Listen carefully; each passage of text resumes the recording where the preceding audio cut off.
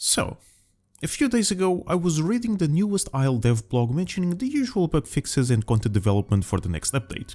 You know, nothing new there. But at the very end of the post, the lead producer took some time to talk about Maiasaura, one of the upcoming playables to Evrima, and within that commentary she explored the characteristics and stereotypical depictions of Maia in specific, and Hadrosaurs in general, and I found that quite interesting. Let's take a look. Hadrosaurs are largely depicted as little more than walking lunchboxes, lacking horns, a sharp beak, or noteworthy claws. They are pretty much just mass. However, that doesn't prevent us from delving into abilities that allow these animals to mount a sufficient defense against the other inhabitants of the Isle without them feeling generic or low effort. This is 100% correct.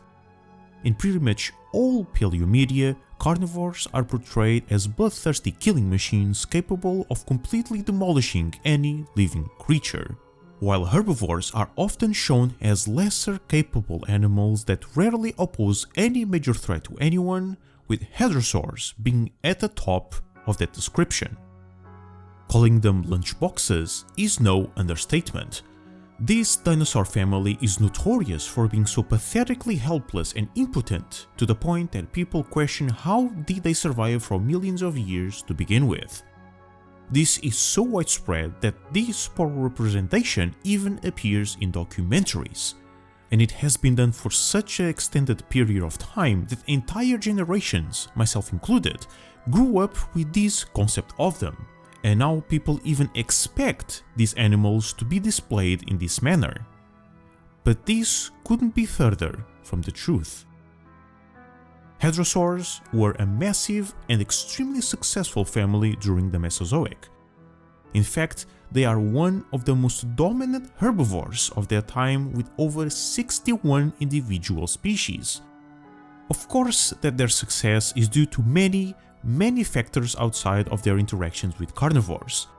But if they were as incompetent as they are described in media, not only they wouldn't do so well as they did, they wouldn't survive for so long either. Clearly, they were doing something right. Obviously, let's not go to the opposite end and pretend that they were unkillable walls of meat with zero predation. But they were also not as defenseless as media likes to show them as.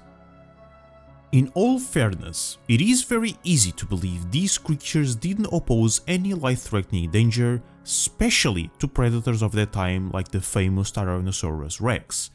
They possess no club tails nor any sharp body parts, including their beak. It is understandable that people see these animals as large cows and nothing else, but the fact that they didn't have any offensive tools at their disposal doesn't mean that they weren't a threat. One of the most well-known aspects of these creatures, and also highly underestimated, is their weight. Hadrosaurs in general were very heavy animals. With an average between 4 and 11,000 pounds, this family was composed of highly dense and durable species. Their size alone was a big advantage when it comes to predation. Any of their movements had thousands upon thousands of pounds of mass behind them, and that amount of power was dangerous to anyone, including theropods. Not to mention that this was the average. Hadrosaurs could reach ridiculous sizes like Chatungosaurus, weighing a terrifying 35,000 pounds. These things got so big that by the end of the Cretaceous they were competing with small tier sauropods. That's how massive they were. At that weight and height, this family of animals basically had nothing to worry about. Their sheer mass could literally crush any predator crazy enough to attempt hunting them.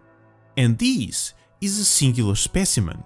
We cannot forget that these species are known for not only gathering in very large herds, they were also adept social creatures, meaning that whatever predator would give it a shot, they would have to deal with the whole crew. Now, obviously not all hadrosaurs were shed-sized. So let's be more specific and only mention some of the ones that we know are going to be in the game. Maia and Para, for example. For the sake of simplicity, I will use their accurate weights, by the way. Okay, here we have two very popular species, weighing 6.6 and 8.8 thousand pounds respectively. Pretty heavy, right? Now, let's compare them with two carnivores of similar size. Carno for Maia and Suchomimus for Para, for instance. Following the accurate measurements again, we know that the former weighs 4.4 thousand pounds and the latter 5.5 thousand. Even though they are very similar in size, their mass discrepancy is very significant. This difference should be acknowledged by developers and used to Hadrosaurs' advantage, and by the sound of it, Afterthought appears to be aware of it and actively putting the effort into changing the stereotype around, and to me, that is a very welcome change. By what it was said on the devblog, it is safe to assume that most dinosaurs of this family will have stances of their own, just like Para had in Legacy, but will behave differently depending on the species. Maiasaura, the example shown, will have increased speed while bipedal, possessing unique attacks depending on the stance the animal is. This extra layer of complexity will deeply aid Hadrosaurs fit the Isle's heavy competition, by offering multiple tools to help them defend themselves against the vast array of predators the game is planning on adding. Hopefully they will also take their weight into account when it comes to balancing, but I'm personally not an expert on that front, so I don't have an educated opinion on the matter. Even though this is still a long way ahead of us, it is pleasant to see some good changes being put in place, especially on this topic which has been affecting paleomedia in general and the Isle in particular for a very long time. But until we can actually get to play them, we can only hope that these changes will be well executed. A huge thank you to my Patreon supporters for supporting the channel and the content I create. If you want to join the ranks, you can do so for only $1 a month, the link will be in the description. Don't forget to leave your thoughts and opinions down below, join our Discord server, engage with the community, and I hope to see you all next time.